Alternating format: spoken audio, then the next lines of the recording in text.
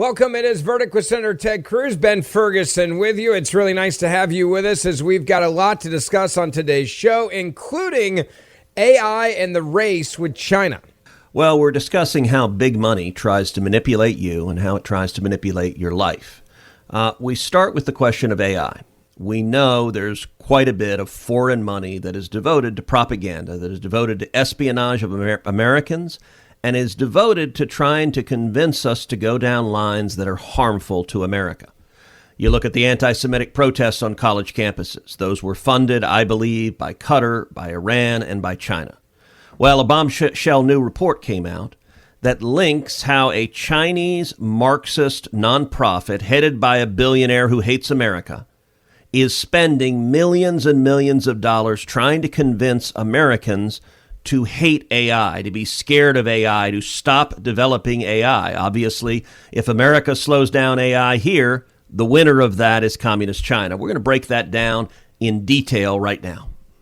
Yeah, it's a really amazing story, and we're going to have that for you in a moment. I also want to talk to you about how you can have a massive impact right now with protecting the lives of unborn children all over the country. And you're proud to stand up for the rights of unborn children, then you need to know about an organization called Americans United for Life. Now, they are a nonprofit law firm, an advocacy group. They were founded in 1971. That was 2 years before Roe established the constitutional right to an abortion before fetal viability. They have been fighting ever since to protect the lives of unborn babies. Now, this pro-life group shapes laws nationwide. That's why I want you to know about them. They are a major player in creating pro-life legislation, and that's how we win. Americans United for Life, they offer states model bills that can adapt and be adopted in full in their state, depending on what their laws are, because every state is different. For over 50 years, Americans United for Life has filed more than 200 legal briefs and helped create at least 400 pro-life bills in over 40 states by writing this model legislation. They also consult with state legislators about what they can do and how to defend their own laws and other pro-life statutes in court. And that is where your help is needed. Right now, because of Roe v. Wade coming down, it's a states' rights issue, meaning every state is different. And every state is having different laws that are needing to be done to protect life. That is where you come in, and we're asking for your help. You've got an opportunity to overturn pro-abortion laws and advance pro-life legislation that attack the most vulnerable in our society. And together, we can shape the future of our nation through life-affirming legislation in every state. So what am I asking you to do? Give a gift of just $25. That helps hold abortion providers accountable and also helps protect women and unborn children across the country.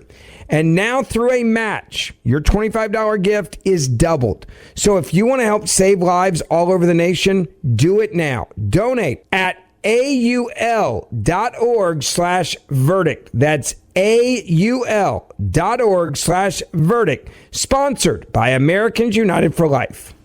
So, Senator, let's talk about AI and explain AI in general and the technology and the infrastructure needed for AI. AI has become and is just taking over in different ways. It's changing the way you study. It's changing the way that schools are being run. It's changing the way business is being done. It's changing the way law is being done.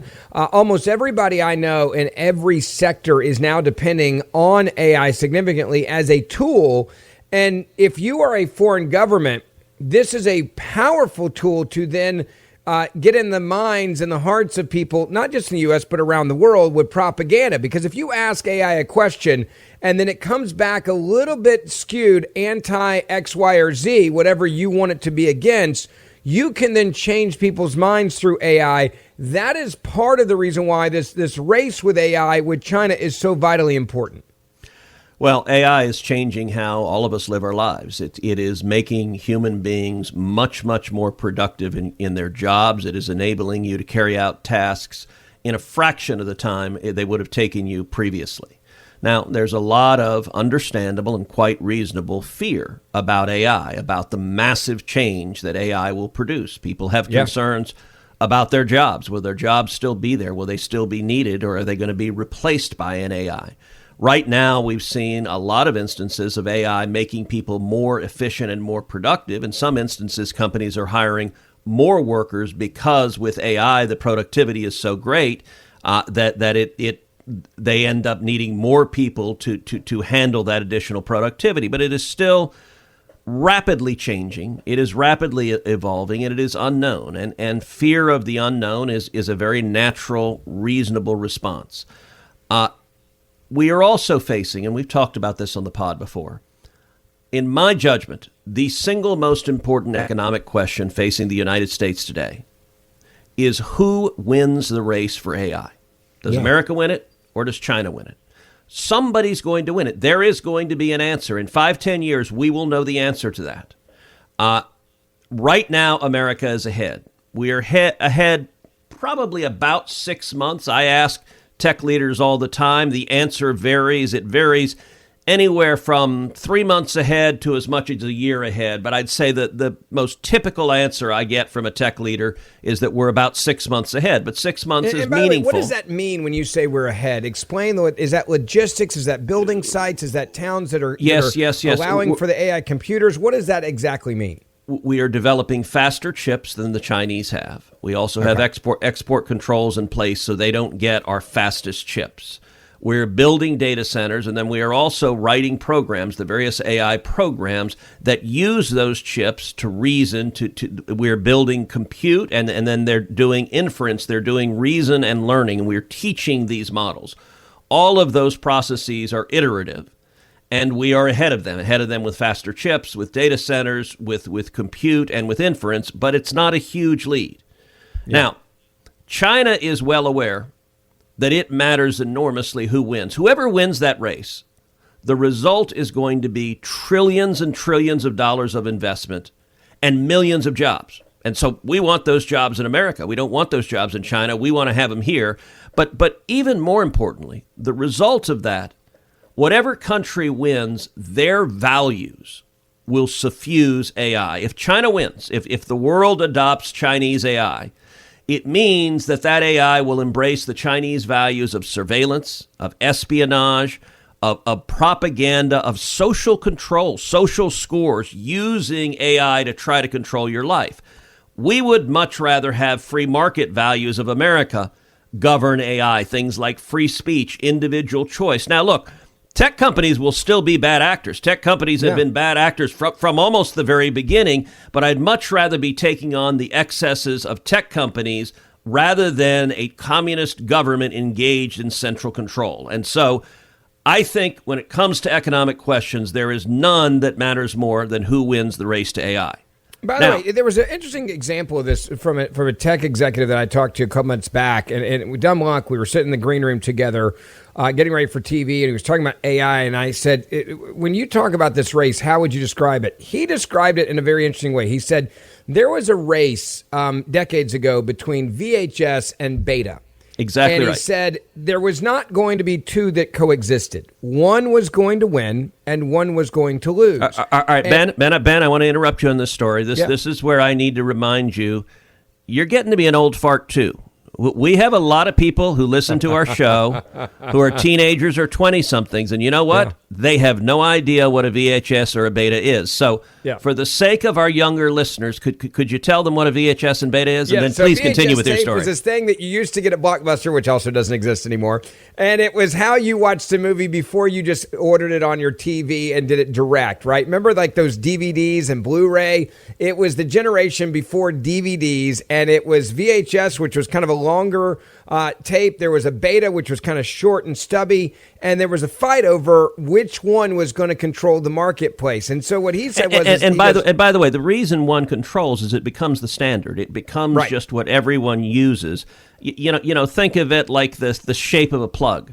Like once something is set the standard, that becomes what everyone uses. In this instance, you had people bought VHS recorders that would play video cassettes, and you could record your TV. And this was a new thing in the 70s and 80s, and the VHS tapes were bigger. The Betamax tapes were smaller. Betamax was Sony, was the one that came up with Betamax. And most of the techies said Betamax was a better technology. Yeah, in fact, TV channels, they did almost everything on beta. They were like the lone user, and movies, like companies did everything, and they recorded on beta because it was better, higher quality. But VHS won the war, and that was the standard. You couldn't go and rent a movie in beta and VHS at Blockbuster. They were all VHS. Yep. They won, and he said, I am so worried about China, as he described it, being the VHS and America being beta, because once you are pushed out, you're not going to get back in.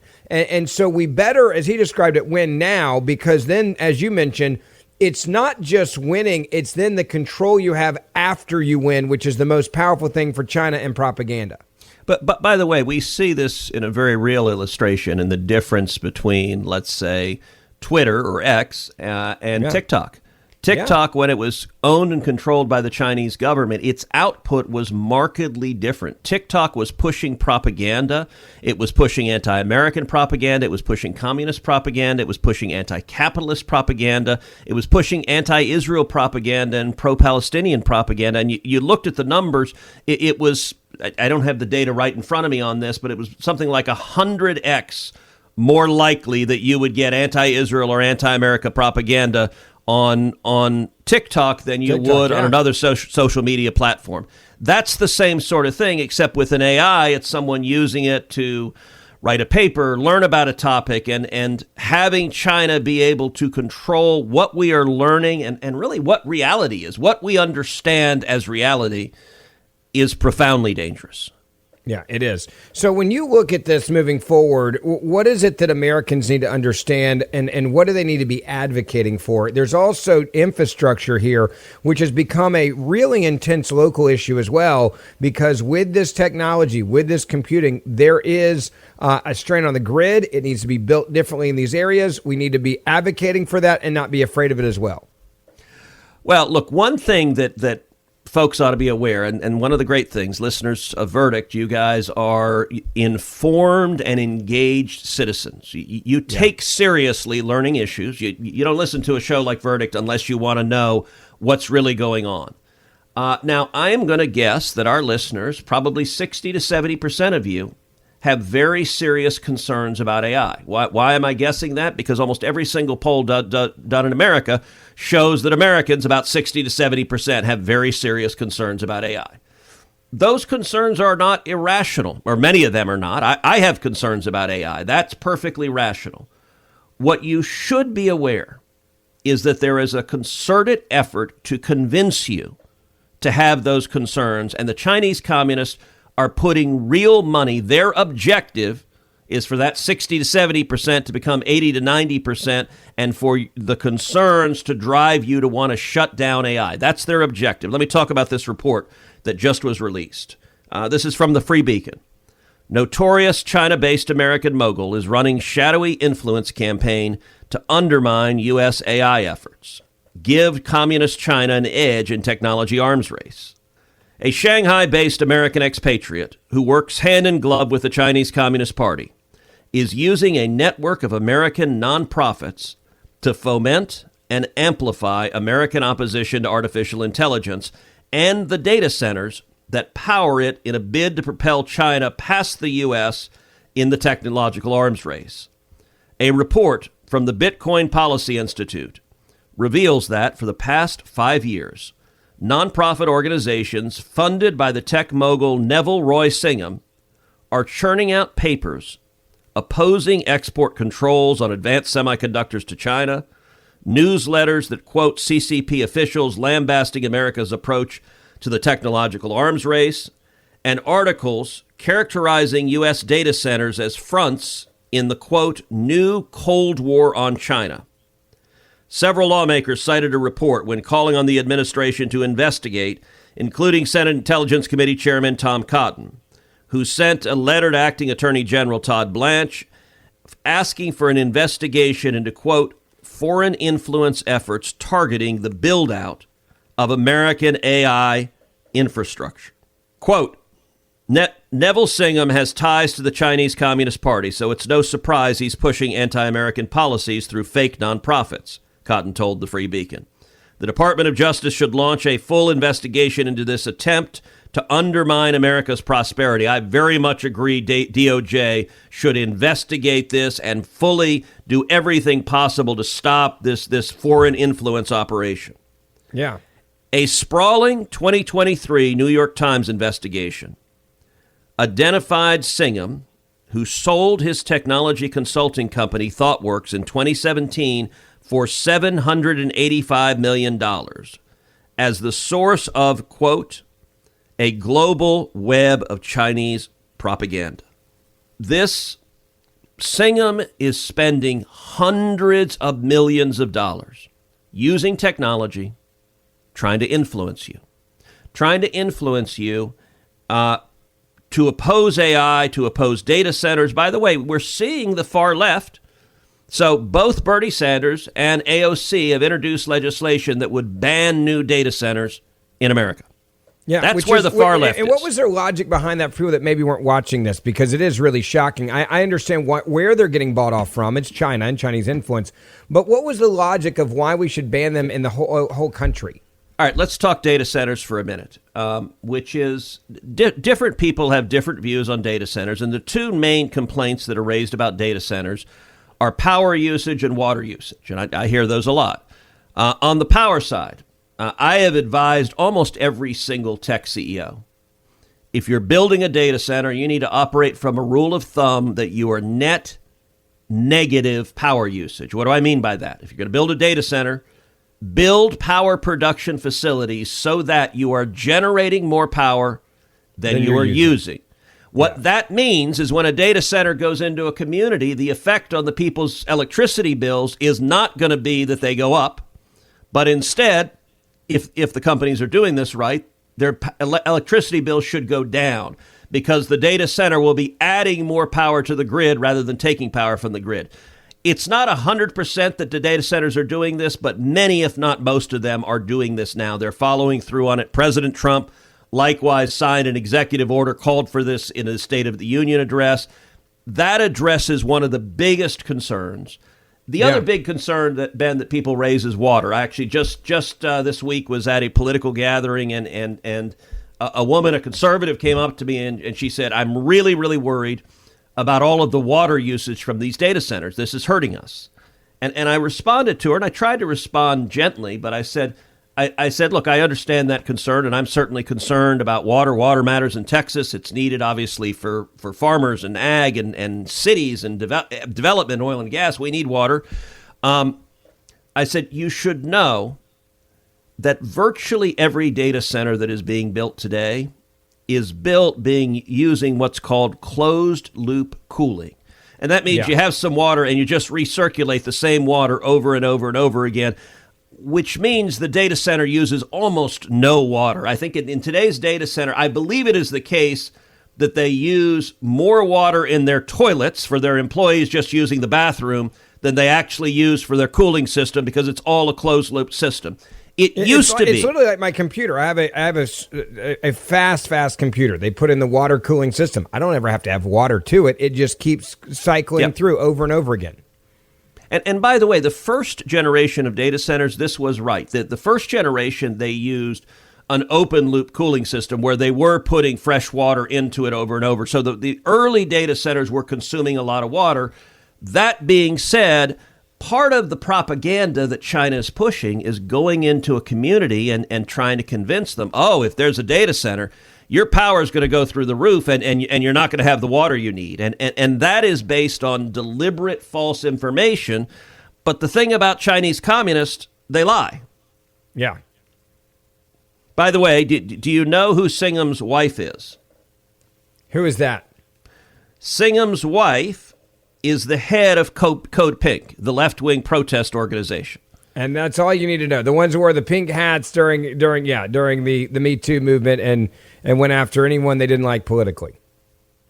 They are, and they're on Capitol Hill all the time. They come attack. His wife's name is Jody Evans, and she's the head of Code Pink, and they push actively through these American nonprofits anti-America propaganda and anti-capitalist propaganda, and they're also putting hundreds of millions of dollars into trying to convince you to be afraid of AI. Here, I'm going to give you an interesting stat. In 2023, 69% of Virginians supported construction of new data centers. Then, April of this year, what do you think the number fell to? What was it? 35%. And that's only because of a campaign that you can get that big of a switch. Like that's a massive switch, which means massive propaganda coming into your mind from people that say we want to influence you. By the way, I will say Texas, thankfully, has done better on this front. We're having a lot of data centers built in Texas, and I keep saying bring them all. If these idiots, if Bernie Sanders wants to shut down every data center in Vermont, knock yourself out. You people are crazy. AOC can chase them out of New York. Spanberger can chase them out of Virginia. Every blue state that says we don't want data centers, Texas, we'll take them all. Hey, we got a ton of land. You're not going to fill up West Texas. You can keep building and building. We've got land as far as the eye can see. Power is a challenge, but there's no state in the country that understands power better than Texas. We keep building new power generation capability, and with every data center coming in, we're building more power generation capability. And Texans look, you come in, initially you get a bunch of construction jobs to come in and build these data centers. Those are... Yeah, these are not... So you've been to these data centers. Yeah. I've been to one. Let's explain how big they are from a job perspective as well. Look, they're massive, huge warehouses that you're building that are then filled with racks and racks of computers that are running, and they're being cooled, typically with closed-loop water, keeping them cool. They consume a lot of power. It's just kind of racks and racks of computers that are running compute. And as you produce more, you get more and more computing capability. That means you need, number one, on construction, everyone you need to construct a big industrial facility, to pour concrete, to put the walls up, to put in air conditioning, to put in power, to put in plumbing, to build the racks, install the computers. So you need construction workers, blue-collar jobs. Those are typically high-paying jobs, good construction jobs.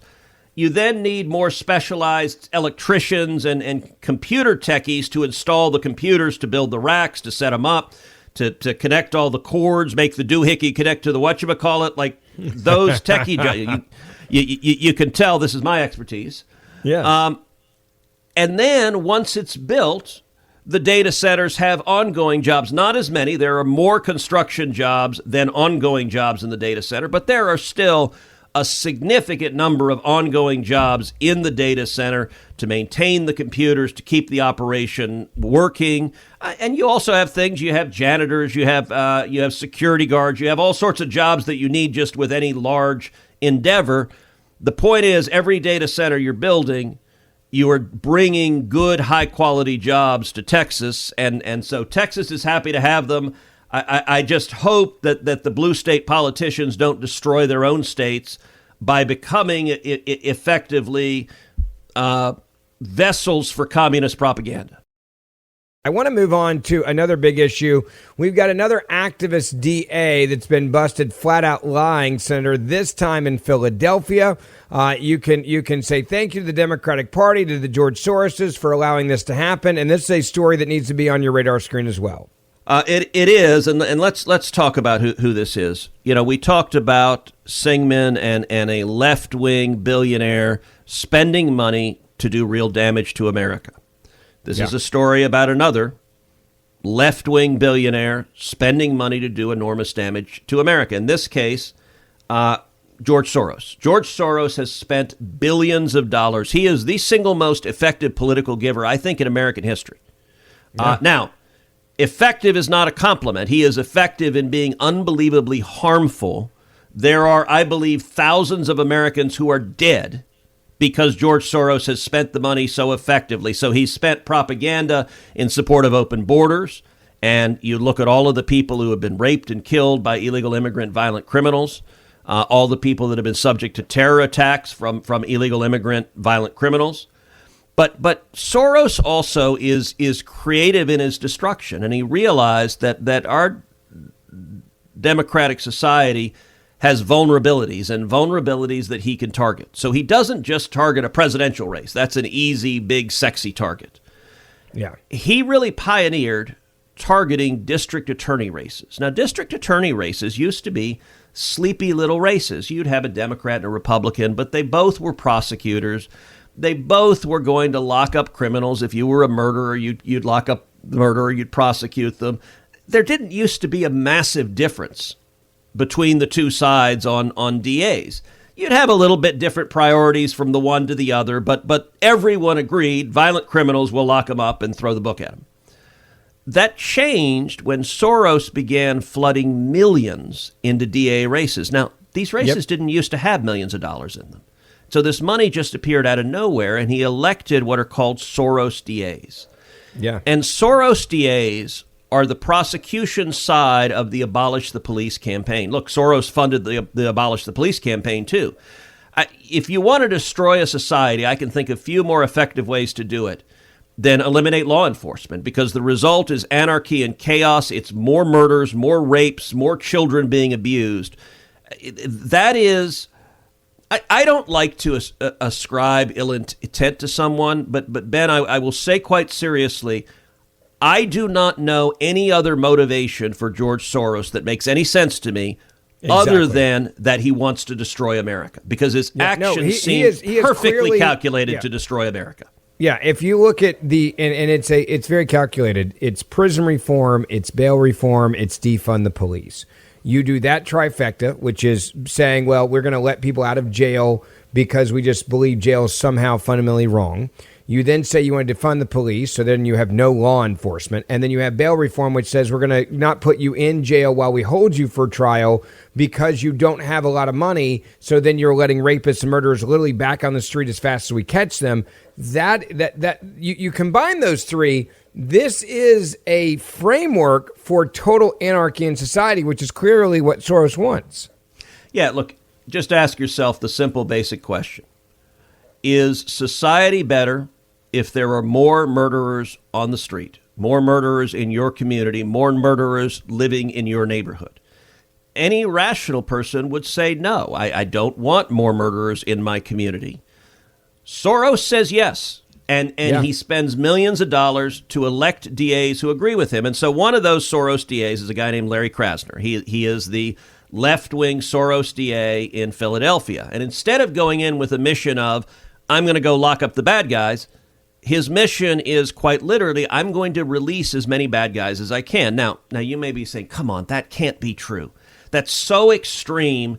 All right, let me just give you the facts.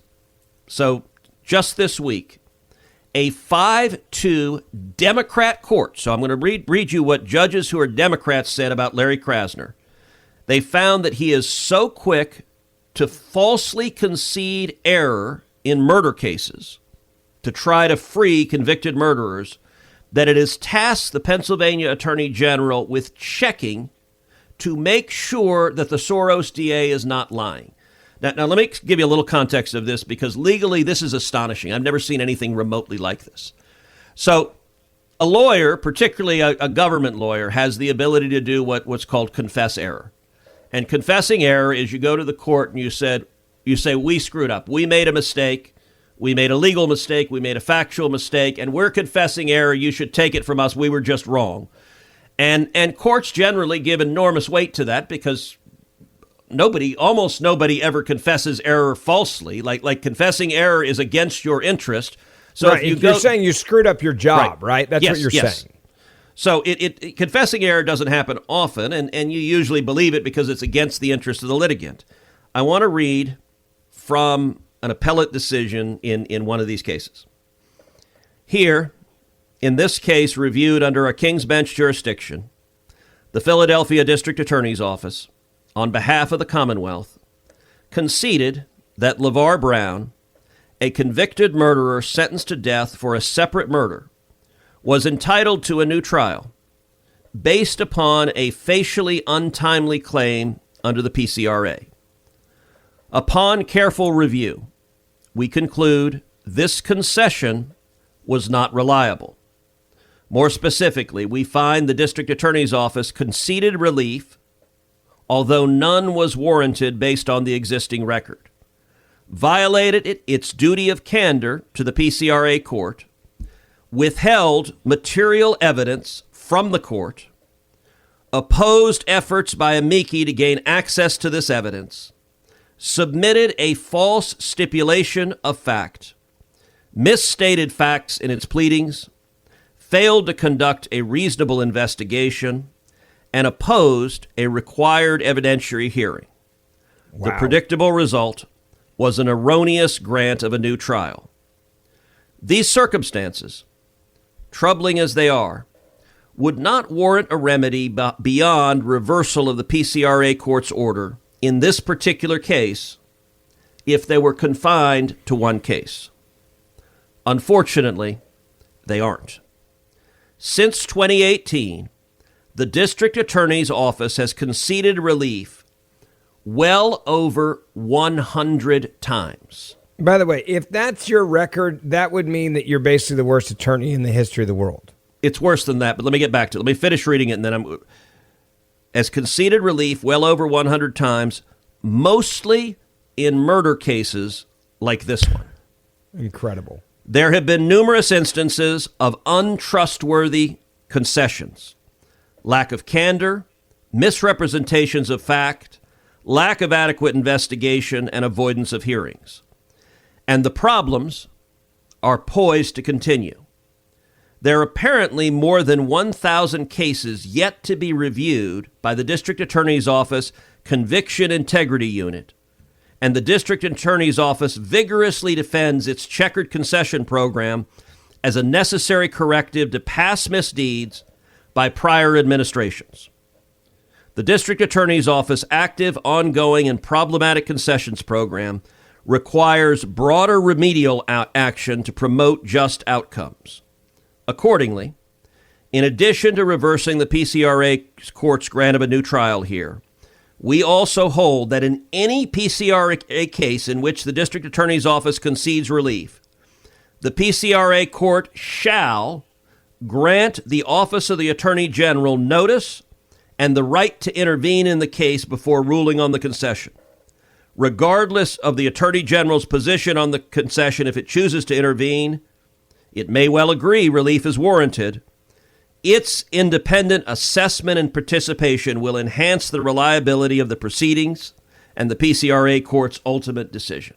I've never seen that. And I've practiced law a long time. So you said 100 times, that means they're terrible lawyers. It's actually worse than that. This is not Larry Krasner saying, Larry Krasner, screwed up 100 times. Yeah. What he's doing is he's looking at murderers who are in jail right now that were put there by his predecessors, by previous district attorneys. And he's going and finding murderers and saying, we should release you. We should release you. We should release you. And then he's going in. He's not just conceding error. He's conceding relief. Relief means, what do you get? He's saying, nope, throw out your conviction altogether. Incredible. Over 100 times, almost all with murderers, and he's lying. Look, the only reason you do that, go back to the fundamental question that I asked at the beginning of this segment. Do you think America is better off if there are more murderers walking the streets or fewer murderers walking the streets? Do you want more murderers living in your neighborhood with your family? Or do you want fewer murderers living in your neighborhood with your family? Anyone who is rational, anyone who loves America, anyone who is not trying to destroy our nation, the obvious answer is, of course, we don't want more murderers. And yet, George Soros and Larry Krasner both do. And by the way, Singham does too. Yeah, as well. And this is, getting worse before it gets better. And that's why we have to expose it. Don't forget, we do this show Monday, Wednesday, Friday. Hit that subscribe or auto download button so you do not miss an episode. Please write us a 5-star review and share this podcast on your social media. That helps us reach new people. And the Senator and I will see you back here on Wednesday morning.